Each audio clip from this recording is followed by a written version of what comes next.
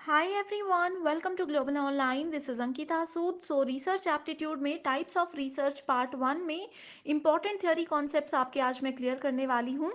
Already students हमने कुछ videos देखे हैं जिसमें रिसर्च के टाइप्स डिस्कस किए थे। रिमेनिंग टाइप्स को आज हम डिटेल में पढ़ेंगे एंड कल मैं इसी टॉपिक के ऊपर बेस्ड आपको कुछ पीवाईक्यूज और एक्सपेक्टेड क्वेश्चंस लेकर आऊंगी। स्टूडेंट्स, पेपर वन में आप सबको हेल्प करने के लिए एक कंप्लीट कोर्स में लेकर आई हूँ, जिसमें अगले 30 दिन के अंदर आपको रोज 2 से 3 लाइव लेक्चर्स के साथ पेपर से पहले 100% सिलेबस तो कवर करवाया ही जाएगा। साथ ही आपकी रिवीजन के लिए full syllabus MCQs and PYQs भी दिए जाएंगे, जिसमें कि आपको कुछ ऐसे ट्रिक्स बताऊंगी जिससे इजीली करेक्ट आंसर को पेपर में आइडेंटिफाई किया जा सकता है। फाइनल प्रिपरेशन के लिए अपडेटेड मॉक टेस्ट है and 5000 plus MCQ question bank है, जो कि एक्सप्लेनेशन के साथ आपको मिलेगा। एंड यकीन रखिए कि इसमें से एज इट इज सवाल पेपर में आपको देखने को मिल सकते हैं।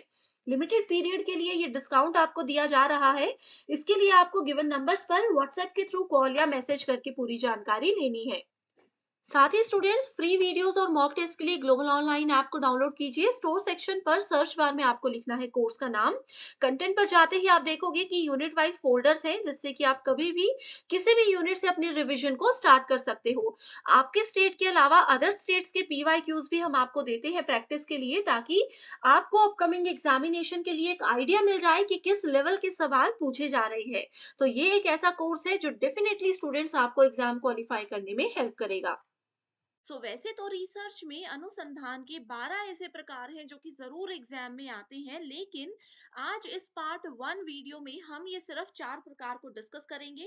और अगर आपके ये प्रकार क्लियर हो जाते हैं तो ही आगे के इंपॉर्टेंट टाइप्स आप आसानी से समझ पाओगे। तो सबसे पहले देखेंगे फंडामेंटल रिसर्च, यानी कि मौलिक अनुसंधान।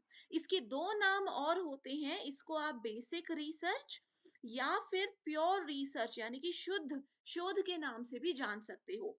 अब कभी भी एक एस्पिरेंट या कोई भी एक पर्सन अपना नॉलेज बढ़ाने के लिए रिसर्च करते हैं या अपना नॉलेज बढ़ाने के लिए कोई बुक पढ़ रहे होते हैं, उसको हम हमेशा मौलिक अनुसंधान में कंसिडर करते हैं। एक एग्जाम्पल लेते हैं, मान लीजिए आपने कोई बुक पढ़ी जो कि आपके नेट सेट एग्जाम से रिलेटेड नहीं है। आपने ये बुक पढ़ी सिर्फ और सिर्फ अपना नॉलेज बढ़ाने के लिए। आपको पता है कि ये नॉलेज आपका हो सकता है रियल लाइफ में कहीं भी आगे इस्तेमाल ना हो, कोई पेपर में नहीं आने वाला। आपने ये नॉलेज आगे किसी को नहीं देना है, बट सिर्फ आप अपनी सेटिस्फेक्शन के लिए जो रिसर्च करते हो या जो नॉलेज गेन करते हो, उसको हम मौलिक अनुसंधान में कंसिडर करते हैं। ओके। अब जैसे गूगल पे जाकर बहुत लोग क्या करते हैं, गूगल मैप में अलग अलग कंट्रीज देखेंगे कि किस कंट्री का कितना एरिया है, किस कंट्री की कौन सी सिटी किस एरिया में होती है। इस तरीके से चीजें गूगल मैप में जाकर सब लोगों ने देखी होंगी। तो वो क्या है, आपको उस कंट्री में नहीं जाना, उस कंट्री की किसी पर्टिकुलर सिटी में भी नहीं जाना, बट फिर भी आप गूगल मैप में उसको देख रहे हो। That is called fundamental research. हो सकता है वो नॉलेज आपके काम आए, लेकिन इस पॉइंट पर आपको श्योरिटी नहीं है कि उस चीज को आप कहाँ इस्तेमाल करने वाले हो। ओके, सो आई होप इस एग्जांपल से आपको बिल्कुल चीजें क्लियर समझ आ गई हैं। अगला है अप्लाइड रिसर्च, जिसको कि व्यवहारिक शोध का नाम दिया गया है। अब इसका नाम ही बता रहा है कि अप्लाई करना है। जो भी ज्ञान हमने फंडामेंटल यानी कि मौलिक अनुसंधान के दौरान इकट्ठा किया था, अब समय है उसको व्यवहार में लेकर आने का। अब उसको व्यवहार में लेकर आने के लिए एक स्टूडेंट के, एक एस्पिरेंट के माइंड में एक गोल सेट होना चाहिए।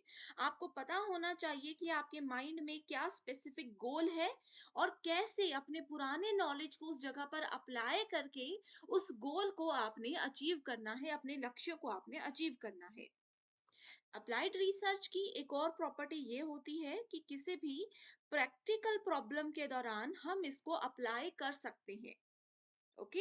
एंड ये नेचर में क्या होता है, डिस्क्रिप्टिव होता है, यानी कि वर्णनात्मक होता है।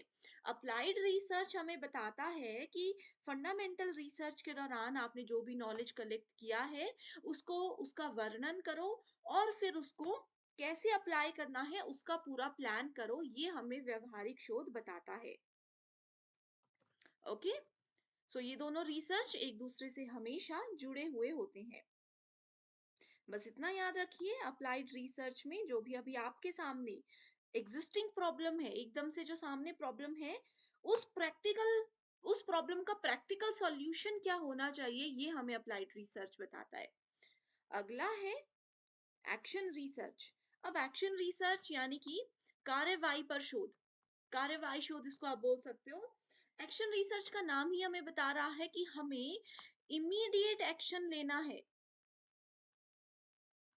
कोई जगह ऐसी होती है ना, कोई प्रॉब्लम ऐसी होती है जहां पर हमें सोच विचार करने का समय नहीं होता, हमें एकदम से एक्शन ले लेना होता है। जैसे कि मान लीजिए हॉस्पिटल में कोई पेशेंट है, वो बहुत क्रिटिकल कंडीशन में है एंड उनके आसपास फिलहाल इस टाइम पर कोई भी नहीं है कि हम उनके फैमिली मेंबर से पूछ सके कि क्या हम इनको ऑपरेट कर सकते हैं।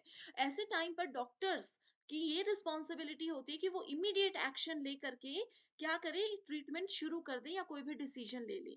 तो एक्शन रिसर्च हमें यही बताता है कि किसी भी सिचुएशन में हमें इमीडिएटली अपने नॉलेज को अप्लाई करके डिसीजन लेना होता है, उसको एकदम से अप्लाई हमें वहां पर करना होता है।